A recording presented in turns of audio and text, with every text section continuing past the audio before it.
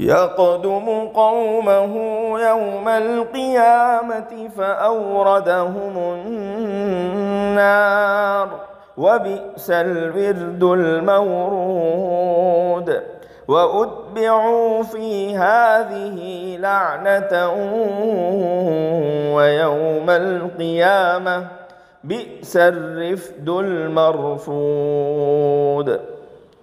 قیامت کے دن فرعون اپنی قوم کے آگے آگے ہوگا، پھر ان کو دوزخ میں پہنچا دے گا۔ کیا ہی بری ہے یہ جگہ جہاں یہ پہنچائے جائیں گے۔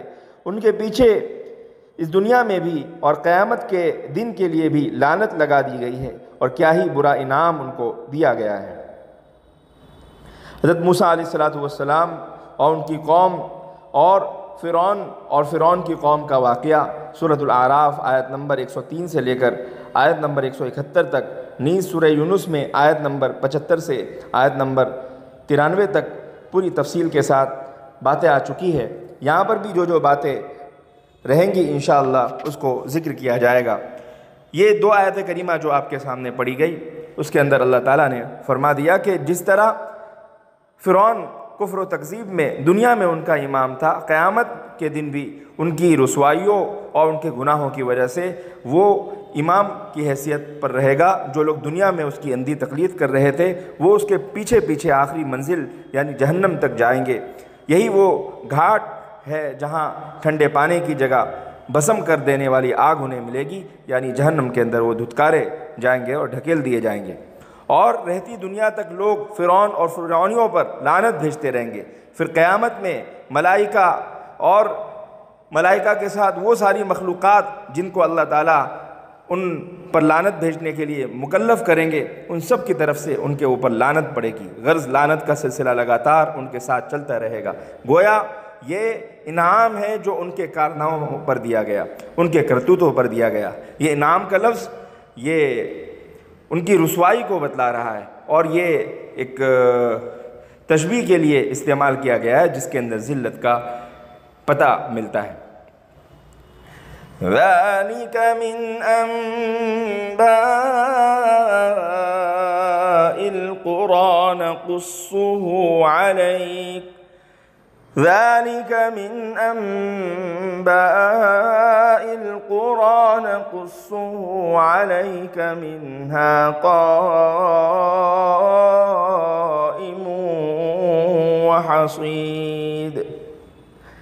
رسول صلی اللہ تعالیٰ علیہ وسلم یہ مختلف بستیوں کی کچھ سرگزشتیں ہیں جو ہم آپ سے بیان کر رہے ہیں، ان میں بعض تو موجود ہیں اور بعض بالکل ہی ختم ہو گئی ہیں۔ اس آیت کریمہ میں فرمایا گیا کہ پچھلی قوموں کے قصے جو تم کو سنائے گئے یا سنائے جا رہے ہیں کہ کس طرح انہوں نے پیغمبروں کی تکذیب کی، گستاخیاں کی، پھر کس طرح وہ تباہ و برباد کر دیے گئے۔ ان میں سے بعض کی بستیاں تو ابھی آباد ہے، جیسے مصر ہے جو فرعون کا مقام تھا، اور بعض بستیاں اجڑ گئی مگر ان کے کچھ کھنڈرات باقی ہیں، جیسے قوم لوط کی بستیاں، قوم ثمود کی بستیاں۔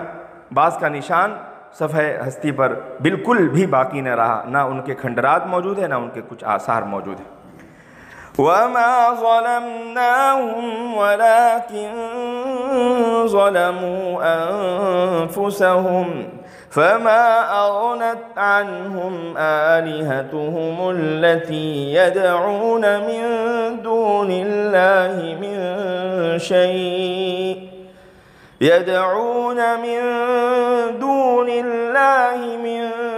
شَيْءٍ لَّمَّا جَاءَ أَمْرُ رَبِّكَ وَمَا زَادُوهُمْ غَيْرَ تَتْبِيبٍ۔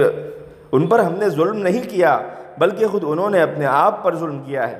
جب تمہارے پروردگار کا حکم آ گیا تو ان کے وہ معبود جنہیں وہ اللہ کے بجائے پکارا کرتے تھے ان کے کچھ کام نہ آئے بلکہ الٹا ان کو نقصان ہی پہنچایا، کیونکہ انہوں نے خدا کے احکام پر عمل نہ کر کے خود ہی اپنے آپ کو عذاب خداوندی کا مستحق بنا لیا۔ چنانچہ ان کو دوزخ جیسی تکلیف دہ جگہ میں پہنچا دیا گیا۔ اس آیت میں اور اس طرح قرآن پاک میں اکثر جگہوں پر اس طرح کی آیت موجود ہے جس کے اندر اللہ تعالیٰ نے بہت واضح لفظوں میں بتلا دیا کہ خدا نے کسی کو بے قصور نہیں پکڑا، بلکہ جب وہ جرائم کے ارتکاب میں حد سے آگے نکل گئے اور اس طرح اپنے آپ کو کھلا سزا کا مستحق ٹھہرا دیا، تب خدا کا عذاب آیا۔ پھر دیکھ لیجئے جن معبودوں، جن دیوتاؤں کا انہیں بڑا سہارا دنیا میں محسوس ہوتا تھا اور وہ سمجھتے تھے کہ یہ ہمارے کام آئیں گے، اور جن سے انہیں بڑی بڑی توقعات وابستہ تھی، وہ ایسی سخت مصیبت کے وقت ان کے نہ دنیا میں کام آ سکے نہ آخرت میں، تو باطل معبود کیا کام آئے؟